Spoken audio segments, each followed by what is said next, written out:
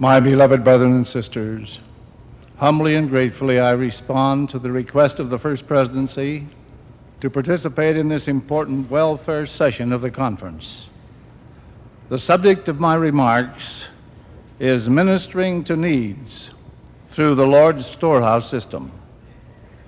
For 40 years and more, members of the church have been counseled by their leaders to prepare for uncertainty and calamity. Many have followed that counsel. Some have turned a deaf ear to it. Times and circumstances cause us to repeat what the Lord said to the prophet Joseph Smith in March 1832, quote, "For verily I say unto you, the time has come and is now at hand. It must needs be that there be an organization of my people in regulating and establishing the affairs of the storehouse for the poor of my people. Through my providence, notwithstanding the tribulation which shall descend upon you, that the church may stand independent above all other creatures beneath the celestial world," unquote. The church storehouse system is an organization of physical warehouses, transportation facilities, with operating and managing personnel. This system is set up to receive, store, transport, exchange, and distribute food and non-food commodities to those in need. A fundamental unit of the church storehouse system is the local bishop's storehouse. Bishop storehouses are church-owned facilities from which local bishops obtain food, clothing, and other commodities to care for the poor and needy who are unable to care for themselves. Deseret Industries is used as storehouses to provide non-food commodities. Each bishop in the church should have access to a local storehouse stocked with essential commodities produced in the program to meet the needs of his people. The Lord, by revelation, has commanded that storehouses be established. The surpluses or residue from the consecrated properties under the United Order were to be kept in the storehouses to administer to the poor and the needy. Later, the Lord instructed that the presiding bishop appoint a storehouse unto this church, and let all things, both in money and in food, which is more than is needful for the wants of this people, be kept in the hands of the bishop. Today, there are 78 bishop storehouses in the church storehouse system. These storehouses are used for almost the identical purpose they were used for under the United Order. Members consecrate their time and talents and means to produce, process, package, manufacture, and purchase commodities to care for those in need. To stock these storehouses, members of more than 3,000 Latter-day Saint wards throughout the church participate in production and processing projects, producing vegetables, grains, fruits, and other food and non-food items. Some of these commodities are sold on the open market to pay operating costs. The balance of these commodities are kept in and distributed through the storehouse system to those in need.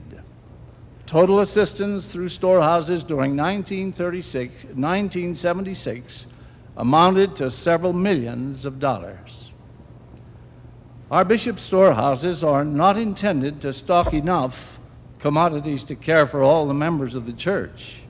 Storehouses are only established to care for the poor and the needy. For this reason, members of the church have been instructed to personally store a year's supply of food, clothing, and where possible, fuel. By following this counsel, most members will be prepared and able to care for themselves and their family members and be able to share with others as may be needed. The local bishop is the Lord's designated administrator in providing for the poor and needy. The bishop has the sole discretion in caring for the poor of the church. It is his duty and his only to determine to whom, when, how, and how much shall be given to any member of his ward from church funds as ward help. This is a high and solemn obligation imposed by the Lord Himself. Bishops cannot escape this duty. He cannot shirk it. He cannot pass it on to someone else and so relieve himself. Whatever help he calls in, he is still responsible. By revelation, the Lord has instructed bishops to search actively, quote, after the poor to administer to their wants, unquote. Storehouses were divinely established to assist bishops in performing this duty. How does a bishop call on storehouse commodities? Once the poor and needy are sought out in his ward, the specific needs of individuals should be identified. This may be done with the help of the priesthood and Relief Society leaders. A bishop should then assess these needs, ensuring that each individual care for himself and that families take care of family members who cannot care for themselves. Commodities are deposited in a storehouse, but may only be withdrawn by a bishop's order. Commodities are never sold from a storehouse, and only the bishop's or authorized signature on a bishop's order will secure commodities. The Relief Society president may assist the bishop in determining the amount of storehouse commodities to be used. Bishop storehouses and storehouse commodities belong to the Lord, to be used by His servants, the bishops, to care for those in need. The best management should be used to care for the Lord's property. Authorized storehouse personnel are to issue appropriate receipts for contributed commodities and cash. At least a year's supply of non-perishable commodities are to be kept on hand. Surpluses must be appropriately cared for to avoid spoilage and waste. Storehouse keepers should check all processed foods as it is received to see that it is season dated and meets pre-established quality standards. All stocks are to be rotated as required to maintain quality and to avoid waste. In all cases, storehouses must be maintained and kept neat. Each storehouse should be a model to the Lord of efficiency, cleanliness, and service. I repeat, a bishop's storehouse should be made available to every bishop. At the present time, the General Welfare Committee is initiating an expansion program to establish more production and processing projects and to build more storehouses. The Welfare Services Department, under the direction of the area general authority supervisors, regional representatives of the 12, and area and regional welfare leaders, will be providing local direction to the effort. Should you have questions in this regard, please direct them to the appropriate priesthood officer. May I give this caution to stake presidents and bishops. Before you begin any fundraising for a storehouse, seek counsel. Establish carefully planned goals. Know where you are going and why before you start. In the work of the Lord, there should be no serious mistakes. The most important point of your planning should be on your knees. As we expand the storehouse system, there should be nothing done to damage the image of the church. As we administer any aspect of the welfare program, the primary purpose for which it was established must be kept before us. That stated purpose is to set up, insofar as it might be possible, a system under which the curse of idleness shall be done away with, the evils of the dole abolished, and independence, industry, thrift, and self-respect be once more established amongst our people. The aim of the church is to help people to help themselves. Work is to be re-enthroned as the ruling principle of the lives of our church membership. Welfare recipients should work to the extent of their ability to earn commodity or fast offering assistance. When meaningful jobs are not provided, when people are not encouraged to work, a demoralizing church dole would develop, and the purpose for which the welfare program was established would be undermined. It is a law of heaven, and one we haven't learned fully here on earth, that you cannot help people permanently by doing for them what they can do and should do for themselves. Whenever bishops provide assistance, where possible, the individual's own money should be used to pay for his cash needs.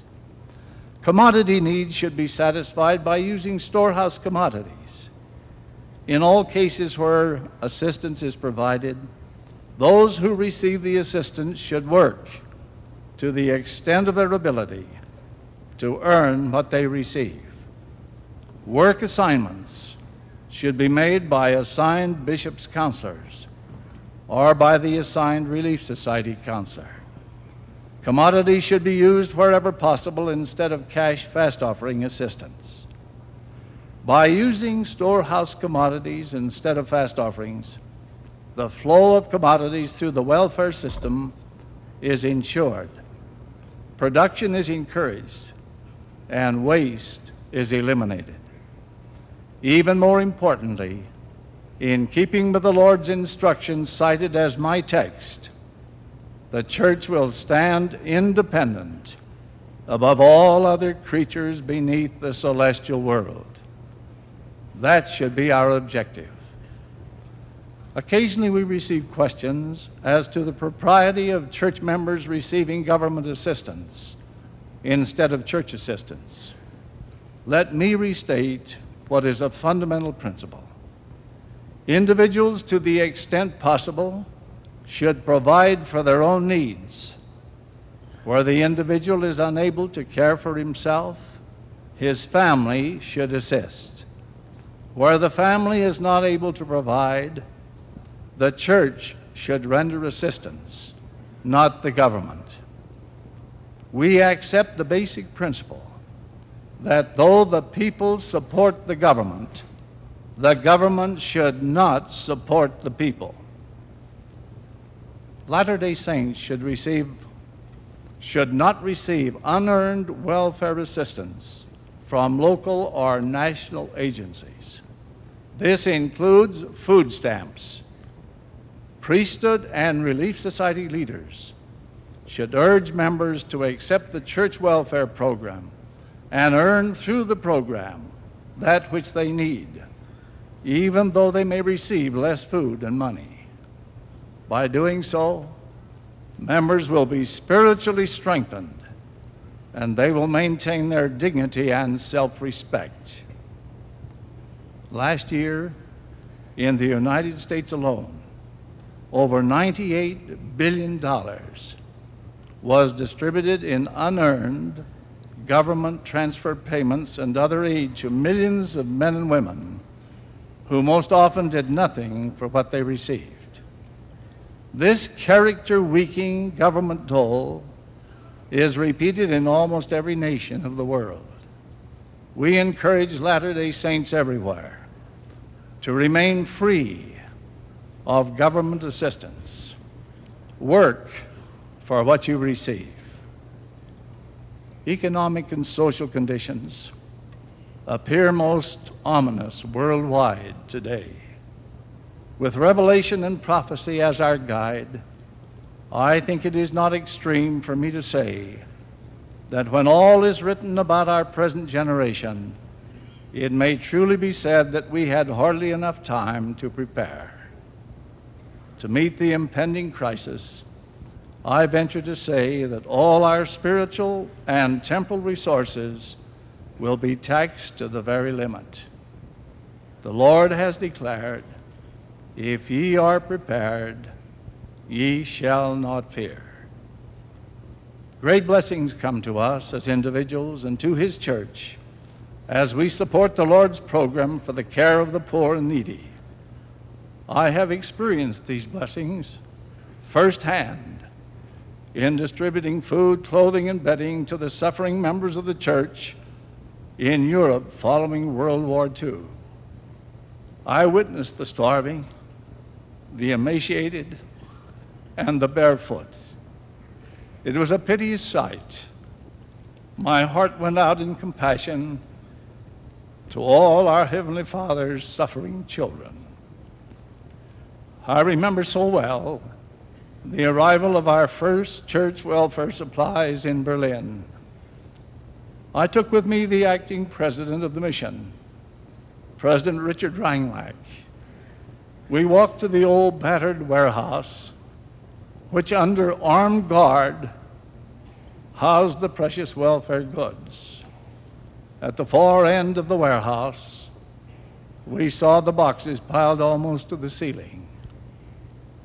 Are those boxes of food? Richard said. Do you mean to tell me those are boxes full of food? Yes, my brother, I replied. Food and clothing and bedding, and I hope a few medical supplies. Richard and I took down one of the boxes. We opened it. It was filled with the commonest of common foods, dried beans. As that good man saw it, he put his hands into it and ran it through his fingers, then broke down and cried like a child with gratitude. We opened another box filled with cracked wheat, nothing added or taken away, just as the Lord made it and intended it to be. He touched a pinch of it to his mouth. After a moment, he looked at me through his tearful eyes, and mine were wet too. And he said, while slowly shaking his head, Brother Benson, it is hard to believe that people who have never seen us could do so much for us. That's the Lord's system. Voluntary donations motivated by brotherly love, willing service, and assisting others to help themselves. Such ensures dignity and self-respect. May we, through the proper use and expansion of modern storehouses, wisely provide for the care of our needy brothers and sisters according to the Lord's plan. I pray in the name of Jesus Christ, amen.